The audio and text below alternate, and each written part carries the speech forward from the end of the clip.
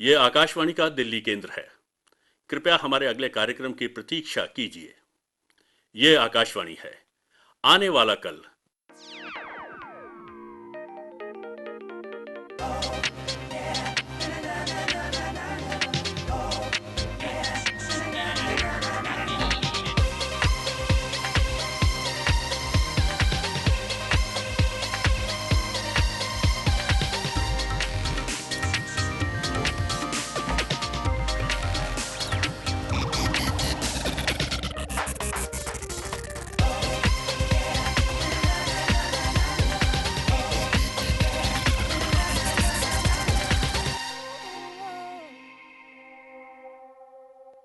प्रस्तुत है आकाशवाणी और विज्ञान प्रसार के संयुक्त प्रयास से तैयार आर्टिफिशियल इंटेलिजेंस के विविध आयामों पर आधारित विज्ञान धारावाहिक आने वाला कल की 25वीं कड़ी, जिसका शीर्षक है समझ का नया संसार।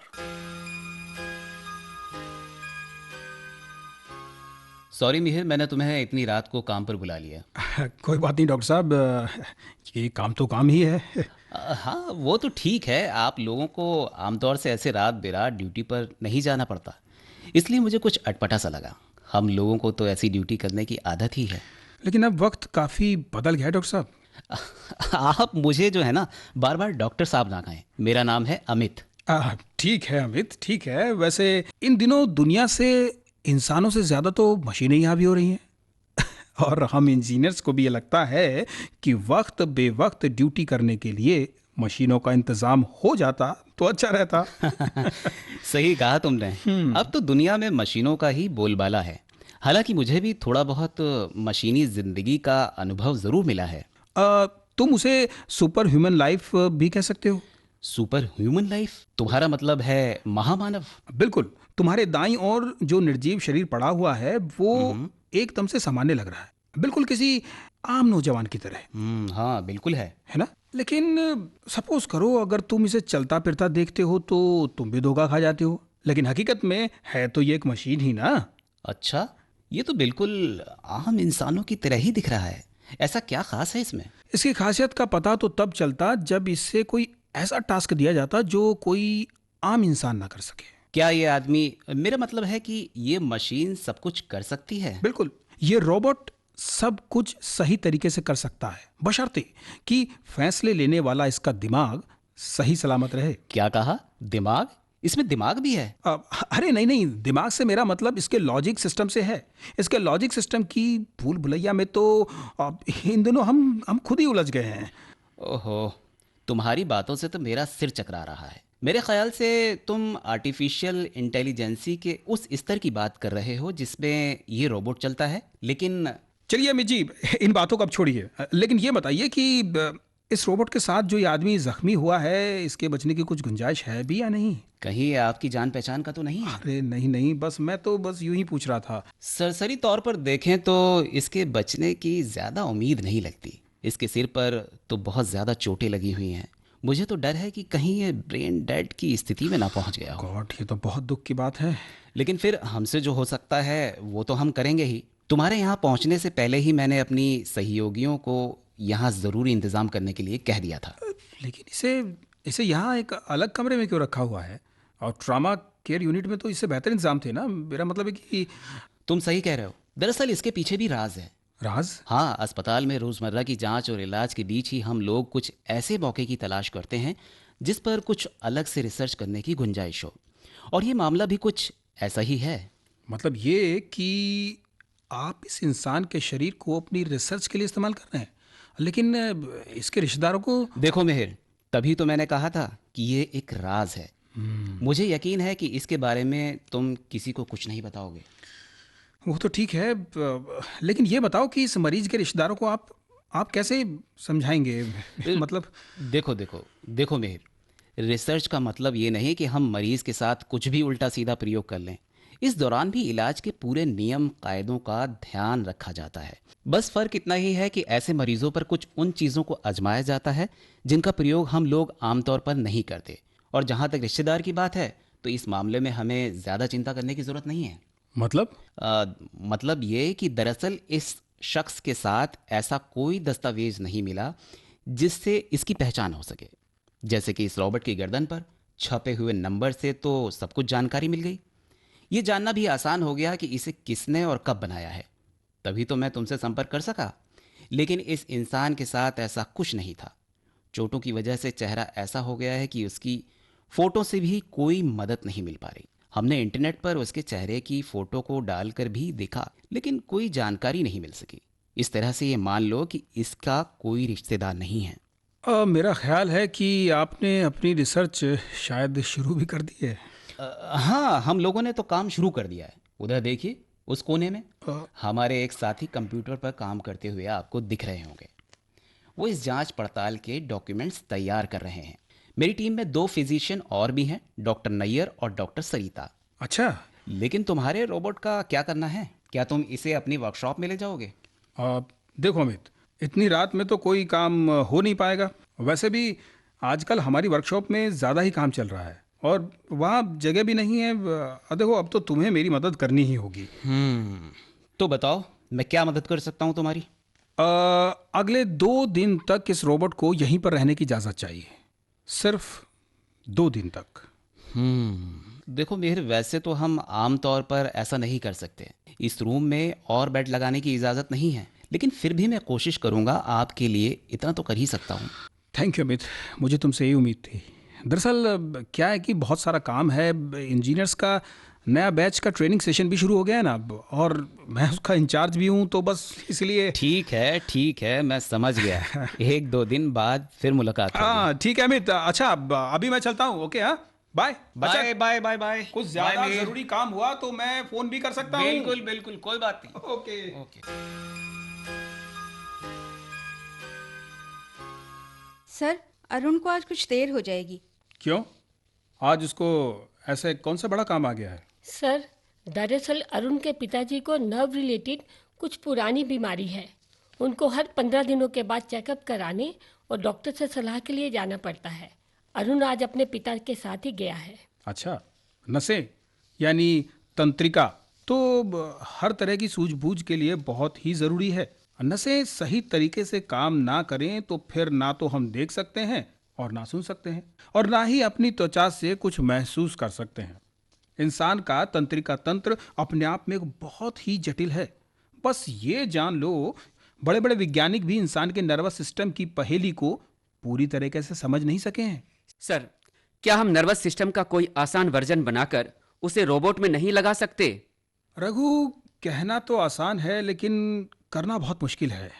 अगर ऐसी कोई कोशिश करते भी हैं तो ये तय करना मुश्किल हो जाएगा कि इस आसान वर्जन में क्या शामिल करें और क्या छोड़ दें। मतलब कि सारी चीज़ें आपस में इतना करीने से जुड़ी हैं कि एक दूसरे पर इस कदर निर्भर हैं कि भाई दिमाग ही चकरा जाएगा।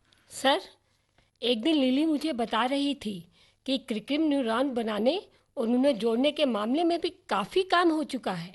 हाँ, मैंने तो बस किसी ऑनलाइन जर्नल में एक लेख पढ़ा था। उसमें यह भी लिखा था कि 20-30 साल पहले इस दिशा में उम्मीद की बहुत किरणें दिखाई दी थीं, लेकिन बाद में इस पर कुछ बहुत ज़्यादा काम नहीं हो पाया। सर, रोबोट के इंटेलिजेंस सिस्टम में सारे निर्देश हम ही डालेंगे या फिर उसे खुद सीखने की आज़ादी देंगे? वाह रघु, तुमने बहुत अच्छा सवाल किया। ग्रेट। मुझे खुशी है कि तुम विषय से नहीं भटके। दरअसल जिस बारे में लिली बता रही थी उसे ANN यानी कि आर्टिफिशियल न्यूरल नेटवर्क कहते हैं। आर्टिफिशियल इंटेलिजेंस के क्षेत्र में ANN की बहुत बड़ी भूमिका है। लगता है कि हम किसी बड़ी कामयाबी की ओर बढ़ रहे हैं। मेरा मतलब है कि बुद्धि के लिहाज से मशीनें जल्द ही इंसानों को भी पीछे छोड़ देंगी। मुझे तो फिलहाल ऐसी कोई उम्मीद नजर नहीं आती। ये सच है कि हर साल बड़ी संख्या में बुद्धिमान रोबोट बनाए जा रहे हैं, लेकिन फिर भी मुझे किसी बहुत बड़ी कामयाबी पर संदेह ही है। इंसानी बुद्धि की बराबरी या फिर उसके पार जाना मशीनों के लिए इतना आसान नहीं है। तुम दोनों की बातें सही भी हैं और गलत भी। देखो, जहां तक शतरंज जैसे खेलों की बात है तो कंप्यूटर सॉफ्टवेयर दुनिया के बेहतरीन खिलाड़ियों को बहुत आसानी से मात दे देते हैं, लेकिन जब तक सामान्य समझदारी की बात आती है तो फिर बाजी पलट जाती है। भाई, भाषा का मामला हो या फिर तर्क करने की काबिलियत, इन भारी भरकम सॉफ्टवेयर की समझ का स्तर 4-5 साल के बच्चे के बराबर भी नहीं होता है। लेकिन सर, मशीनें खुद भी तो सीख रही है ना? हाँ सर, और साथ ही उनकी सीखने की क्षमता भी लगातार बढ़ रही है। मेरा मतलब है कि वो चीज़ों को ज़्यादा बेहतर तरीके से समझ रही हैं। तुमने एक शब्द सुना होगा, डीप लर्निंग। इस शब्द का इस्तेमाल भी इसीलिए हो रहा है। लेकिन आप लोगों को ये बात समझनी चाहिए कि आज का इंसान बहुत कम वक्त में बहुत ज्यादा कामयाबी की कोशिश कर रहा है। जरा अपने खुद के विकास क्रम को देख लो। आधुनिक इंसान इस धरती पर कुछ लाख साल पहले ही आया है, और ये सच है कि इंसान के पास कुछ जन्मजात क्षमताएं थी, लेकिन फिर भी दुनिया में कुछ खुद की बादशाहत कायम करने के लिए इंसान को बहुत अच्छा खासा वक्त लगा है। सर, तो क्या हम ये माने कि मशीनों को इंसानी बुद्धि के स्तर पर लाने के लिए अभी लाखों वर्षों का इंतजार करना होगा? नहीं नहीं, मेरा ऐसा बिल्कुल भी मतलब नहीं है। जैसे जैसे कंप्यूटर का विकास हो रहा है, आर्टिफिशियल न्यूरल नेटवर्क के बदौलत उनकी क्षमता भी बढ़ती जा रही है, और यही वजह है कि आज हम बहुत बड़ी मात्रा में आंकड़ों को सहेज पा रहे हैं। अरे आप गूगल को देख लीजिए, महज 3 दशक पहले ही इसकी शुरुआत हुई थी, और इतने कम वक्त में ये एक बेहतरीन सर्च इंजन के तौर पर काम कर रहा है। हम लोगों को इससे ना सिर्फ सूचनाएं मिल रही हैं, बल्कि इसमें मौजूद इमेज और दूसरे आंकड़े रोबोट्स की ट्रेनिंग में भी मददगार साबित हो रहे हैं। इसका मतलब ये हुआ कि मशीनों के सीखने का तरीका लगातार बेहतर हो रहा है। बिल्कुल, चीजें तो लगातार बदल ही रही हैं। जरा उस वक्त को याद करो, अच्छा, जब एआई यानी आर्टिफिशियल इंटेलिजेंस की बस आहट ही सुनाई देती थी। एक तरह से वो सिंबॉलिक एआई का दौर था। यहाँ तक कि मार्विन मिस्की जैसी शख्सियत का भी कहना था कि ये प्रोग्रामर की ही जिम्मेदारी है कि सिस्टम को चलाने वाला पूरा प्रोग्राम तैयार करें। आपको ये तो मालूम ही होगा कि मार्विन मिस्की काफी मशहूर कंप्यूटर वैज्ञानिक थे, और उनको आर्टिफिशियल इंटेलिजेंस का पितामह कहा जाता था। बाद में एएनएन यानी आर्टिफिशियल न्यूरल नेटवर्क ने पूरे नजरिए को बदल डाला। अब मशीनें डेटा यानी आंकड़ों को समझते हुए खुद ही सीखने भी लगी। साल 1980 के बाद से न्यूरो साइंस के क्षेत्र में हुई नई खोजें भी आर्टिफिशियल न्यूरल नेटवर्क को बेहतर बनाने में साबित हुई हैं। सर, क्या आपकी कंपनी ने कोई अनूठी चीज़ भी बनाई? मेरा मतलब है कि कुछ ऐसा जिससे कि बहुत बड़ा बदलाव आया हो। हाँ सर, आखिर आपकी कंपनी के कामयाब होने का असली राज क्या है? अब ये भी आपकी कंपनी ही है। ये सच है कि हर कंपनी के कुछ खास राज होते हैं, और हम भी इससे अलग नहीं हैं। लेकिन जैसे जैसे आप लोग हमारी कंपनी के सिस्टम के साथ जुड़ते चले जाएंगे, सारे राज आपके सामने खुद ब खुद खुलते चले जाएंगे। सर, ये तो बताइए कि क्या हमारी कंपनी इस स्थिति में है कि वैसे बुद्धिमान साइबोर्ग बना सके जैसा कि हम अक्सर फिल्मों में देखते हैं? देखो रघु, हम लोग इंजीनियर हैं, कोई फिल्म निर्माता तो है नहीं। अगर आप ऐसी कोई उम्मीद लगाए बैठे हैं तो भी उसके लिए हकीकत की कोई ठोस जमीन तैयार करना जरूरी है। अब यूं देखा जाए तो हाल से सालों में एआई की लिहाज से दुनिया भर में अच्छी प्रगति हुई है। हालांकि हमारी कंपनी ने मशीन लर्निंग को ज्यादा तेज करने में एक अलग ही तरीका अपनाया हुआ है। हम कई मुश्किल मुद्दों को हल करने के बेहद करीब पहुंच चुके हैं, और ये और बात है कि बाजार में हमसे प्रतियोगिता करने वाली कोई भी कंपनी अभी तक उस स्तर पर नहीं पहुंच सकी है। एक्सक्यूज मी, मुझे माफ कीजिएगा, actually it's an important call, तो can I receive this please? Thanks. जी हाँ, राइट, मैं मिहिर बोल रहा हूँ। कौन? डॉक्टर नैयर? जी सर बताइए। क्या? हॉस्पिटल से? अब ठीक है। अच्छा डॉक्टर नैयर, जी बताइए, क्या हुआ? क्या? अरे सर, आप मजाक तो नहीं कर रहे हैं? लेकिन ये हो कैसे गया? ठीक है, मैं पहुंचता हूं वहां पर सर, बस आधे घंटे में पहुंच रहा हूं मैं। जी सर, बिल्कुल मैं आधे घंटे में पहुंच रहा हूं। Right, I am coming. Okay. क्या हुआ सर, कुछ गड़बड़ है क्या? आप बहुत परेशान लग रहे हैं। पता नहीं ये कैसे हो गया, आजकल तो ऐसा पहले कभी हुआ भी नहीं। क्या हुआ सर, आप ठीक तो है ना? पानी लाऊं क्या? नहीं, मैं ठीक हूँ। अब सॉरी, एक्चुअली मुझे ना अभी हॉस्पिटल निकलना होगा। सर, वहाँ क्या आपके कोई रिश्तेदार एडमिट हैं? हम लोग आपके साथ चलें क्या सर? शुक्रिया लेडी, अभी ऐसी कोई ज़रूरत नहीं है। लेकिन ऐसे हो कैसे गया, वो भी इतना जल्दी, मैं तो समझ ही नहीं पा रहा हूँ। लेकिन सर, मेरे ख्याल से हम में से किसी एक को आपके साथ चलना चाहिए। मैं चली जाती हूँ, मैं दूसरी क्लासेस के नोट्स बाद में निधि से ले लूँगी। हाँ। सर, आप मना मत कीजिए प्लीज़। आपको इस तरह देखकर हमें काफी फिक्र हो रही है। ठीक है, अगर तुम मेरे साथ चलना ही चाहती हो तो चलो, लेकिन हमें बहुत जल्दी निकलना है। Bye sir. Okay bye. Okay, bye bye bye sir, bye bye. Sir अपना ख्याल रखिएगा। See you. कोई जरूरत हो तो बताइएगा। ओके।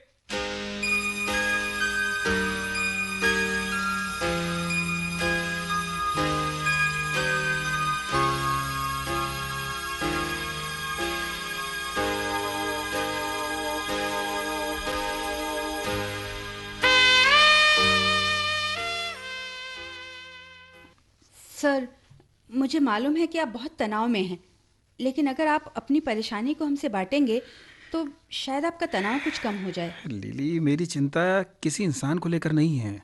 दरअसल डॉक्टर नैयर ने मुझे ये बताने के लिए फ़ोन किया था कि हमारा एक होशियार रोबोट हॉस्पिटल से लापता हो गया है। लेकिन कैसे? रोबोट? सर, क्या उसे किसी खास ड्यूटी में लगाया गया था? नहीं, इस रोबोट को एक आदमी के साथ एक स्पेशल असाइनमेंट के दौरान एक कार में भेजा गया था। अब रास्ते में उसका भयानक एक्सीडेंट हो गया। वहाँ से गुजर रहे एक ट्रक ड्राइवर ने उनको देखा और अस्पताल पहुँचा दिया। अब उस ड्राइवर को लगा कि वो दोनों इंसान ही हैं। आश्चर्य की बात है। ये तो बड़ी अजीब बात है। आपका मतलब है कि रोबोट भी पूरी तरह से आदमियों जैसी हरकत करता है? दरअसल एक्सीडेंट के बाद दोनों होश खो बैठे थे। ऐसे में किसी ऐसी हरकत का तो बिल्कुल सवाल ही नहीं उठता। हाँ, लेकिन उस रोबोट का चेहरा और कद काठी बिल्कुल बिल्कुल एक नौजवान की तरह ही लगती है, बिल्कुल एकदम सेम। यही कोई 30 साल की उम्र के आसपास की। यहाँ तक कि हॉस्पिटल में भी डॉक्टर उसे एक इंसान ही समझ बैठे थे। अच्छा, हाँ। तो क्या फिर डॉक्टर उसका इलाज करने में जुट गए थे, किसी इंसान की तरह? अब नहीं, डॉक्टर अमित को तो जल्दी में समझ ही आ गया कि वो एक मशीन है। उन्होंने मुझे हॉस्पिटल बुलाया था। मैंने उसी की गुजारिश की थी कि वो रोबोट को एक दो दिन वहीं रहने दे। बस वो मान गए। और लेकिन फिर क्या सर? सब कैसे? अच्छा, वो देखो, वो सामने ही हॉस्पिटल है। जब तुम्हारी मुलाकात डॉक्टर नैयर से होगी तो तुम्हें सब कुछ समझ में आ जाएगा। ठीक है? ठीक है, Got ठीक it? है। आइए मीर जी, मैं आप ही का इंतज़ार कर रहा था। साथ में कौन है आप? अब मैं तो परिचय देना भूल ही गया।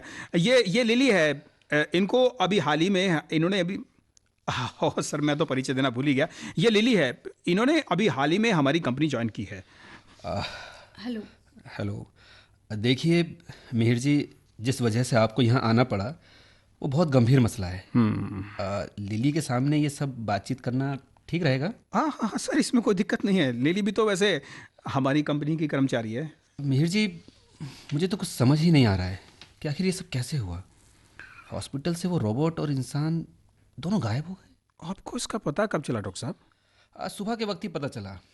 डॉक्टर अमित और वरुण आज छुट्टी पर हैं। जैसे ही मैं हॉस्पिटल पहुंचा, सिस्टर दौड़ते हुए मेरे पास आई। वो रो रही थी।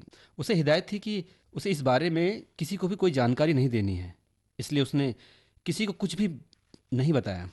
यहाँ तक कि हॉस्पिटल सुपरिटेंडेंट को भी खबर नहीं थी। तो अब तक उन दोनों का कोई सुराग लगा या नहीं? कुछ भी सुराग नहीं लगा मिहिर जी, कुछ भी नहीं। प्लीज़ आप लोग 2 मिनट रुकिए, मैं भी आता हूँ। मुझे एक मरीज़ के परिजनों को कुछ मशवरा देना है। बस 2 मिनट, मैं वापस आता हूँ। ओके डॉक्टर साहब, नो प्रॉब्लम। आप होकर आइए, बस हम यही वेट करते हैं। सर, मुझे तो ये रहस्य कुछ समझ में ही नहीं आ रहा है। आखिर हुआ क्या है सर? डॉक्टर नैयर ने क्या कहा वो तुमने सुना? वो दोनों हॉस्पिटल से लापता हो गए। सर, एक बात बताइए, क्या वास्तव में आपको उस इंसान के बारे में कुछ भी नहीं पता? क्या पूछ रही हो तुम? मुझे तो बस सर परेशान मत होइए। हमारे प्रोफेशन में आपका इतना बड़ा नाम है, मुझे लग रहा है कि शायद कहीं कुछ गड़बड़ हो गई है। आप मुझसे कुछ मत छुपाइए सर, प्लीज़। मैं भले ही एक प्रोफेशनल तौर पर एकदम जूनियर हूँ, लेकिन कभी कभी छोटों की बातें भी बड़ा काम कर जाती हैं। हाँ लिली, मैं उस शख्स को जानता हूँ। वो लोकेश है। वो एक बड़ी लैब में साइंटिफिक असिस्टेंट के तौर पर काम करता है। बहुत ही एम्बिशियस है लोकेश। तो इसमें दिक्कत क्या है सर? आजकल की दुनिया में तो हर कोई एम्बिशियस होता है।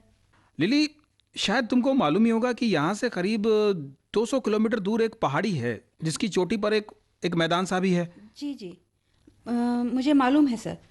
वो जगह बहुत घने जंगलों से घिरी हुई है।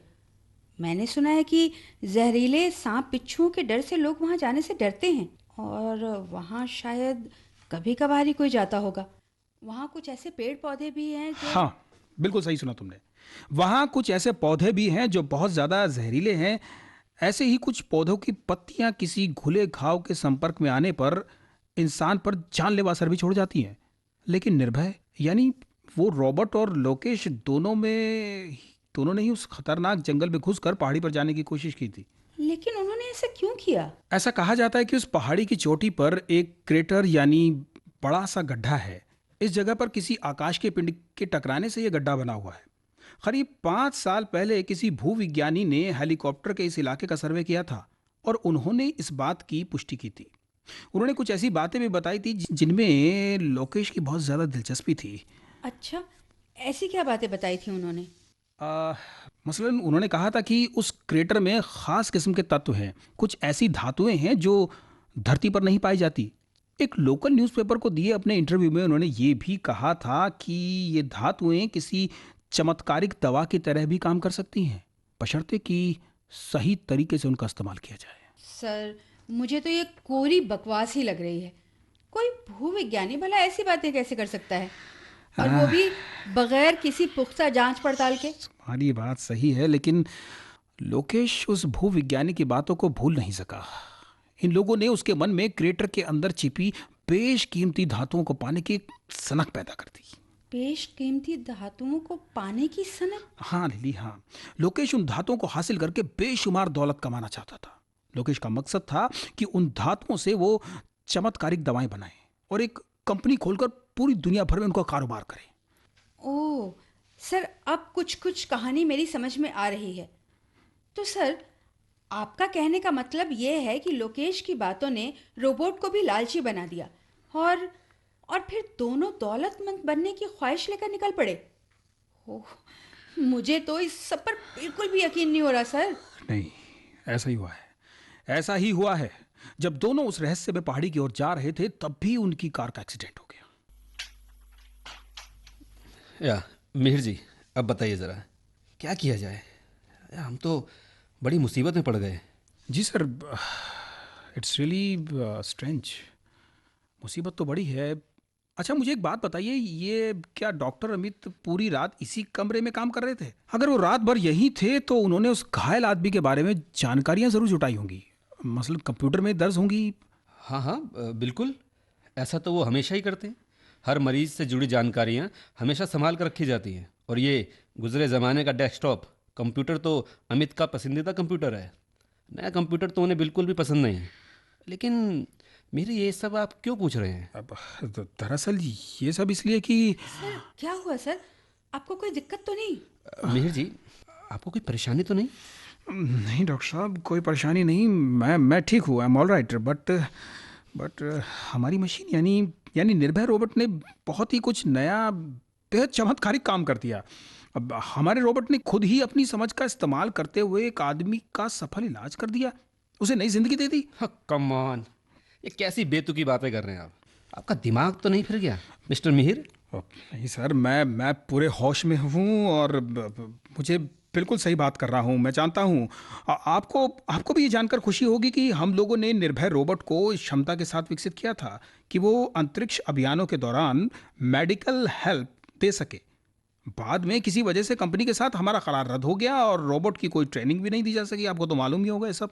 लेकिन हाँ, मैंने उसकी इस विशेष क्षमता को नष्ट नहीं होने दिया, बल्कि उसे हाइबरनेट स्थिति में रख दिया। यानी उसमें क्षमता तो थी, लेकिन रोबोट उस क्षमता का इस्तेमाल नहीं कर सकता था। और बाद में हमने इस रोबोट को 10 साल के लिए किराए पर दे दिया था। याद होगा आपको ये सब बातें। तो आपके कहने का मतलब ये है कि उसका हाइबरनेशन पीरियड ख़त्म हो चुका है और उसने अपनी छिपी हुई काबिलियत को फिर से हासिल कर लिया है? जी बिल्कुल। इसी बात से तो मैं खुद भी हैरान हूँ डॉक्टर नैयर।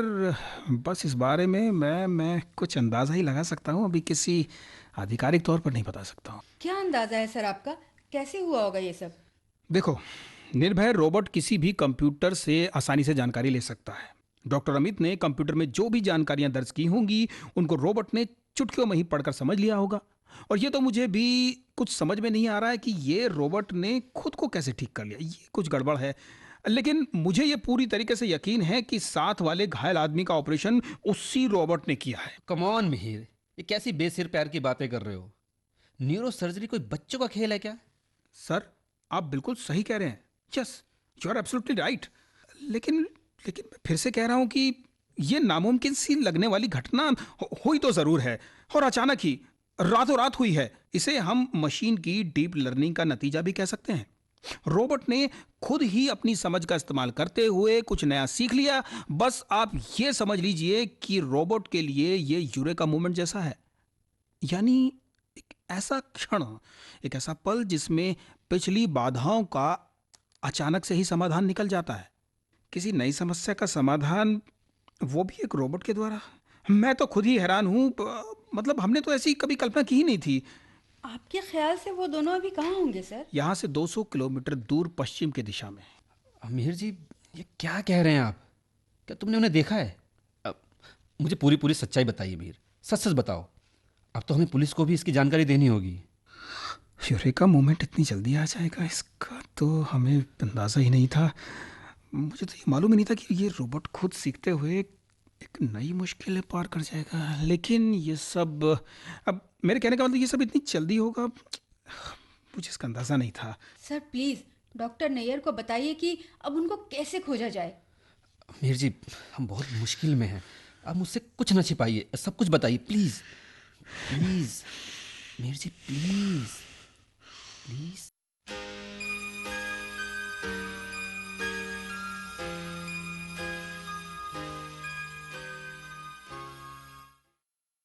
आने वाला कल। अभी आप सुन रहे थे आकाशवाणी और विज्ञान प्रसार के संयुक्त प्रयास से तैयार आर्टिफिशियल इंटेलिजेंस पर आधारित विज्ञान धारावाहिक आने वाला कल की 25वीं कड़ी, जिसका शीर्षक था समझ का नया संसार। आलेख डॉक्टर मानस प्रतिमदास, हिंदी अनुवाद श्रीनिवास ओली, संकल्पना और समन्वय डॉक्टर नकुल पराशर और डॉक्टर वीरेंद्र कुमार त्यागी, निर्माण और प्रस्तुति पंकजपति पाठक, प्रस्तुति सहायक सैयद मुनीस हैदर रिजवी। भाग लेने वाले कलाकार थे प्रवीण कुमार भारती, शोभना, मोहन यादव, जस किरण, अर्जुन कौशिक और सलाम मोहम्मद। दोस्तों, अभी जाइए नहीं, अब समय है आपसे किए जाने वाले प्रश्नों का। जुड़े रहे हमारे साथ। हम आपसे 2 प्रश्न पूछेंगे। सही उत्तर भेजने वाले श्रोताओं को लकी ड्रॉ द्वारा निकाले गए परिणामों के आधार पर विज्ञान प्रसार द्वारा आकर्षक पुरस्कार दिए जाएंगे। आज का हमारा पहला प्रश्न है, डीप लर्निंग का क्या अर्थ है? डीप लर्निंग का क्या अर्थ है? और दूसरा प्रश्न है, न्यूरल नेटवर्क एआई के संदर्भ में क्या है? न्यूरल नेटवर्क एआई के संदर्भ में क्या है? हमारा पता है विज्ञान धारावाहिक आने वाला कल, विज्ञान प्रसार A50 institutional area, Noida, sector 62, pin code 201309। आप अपने उत्तर हमें ईमेल द्वारा भी भेज सकते हैं। हमारा ईमेल आईडी है radio@vigyanprasar.gov.in। और हाँ, यदि आपके पास कोई ऐसा प्रश्न है जो आप हमसे पूछना चाहें और अगर उसको हम अपने कार्यक्रम में शामिल करेंगे तो भी आपको विज्ञान प्रसार की ओर से पुरस्कार दिया जाएगा। श्रोताओं, हमें इंतजार रहेगा आपके पत्रों का। अपने जवाब के साथ आप अपना पूरा नाम और पता अवश्य लिखें। धारावाहिक आने वाला कल की अगली कड़ी आप सुन सकेंगे अगले सप्ताह इसी दिन और इसी समय। नमस्कार।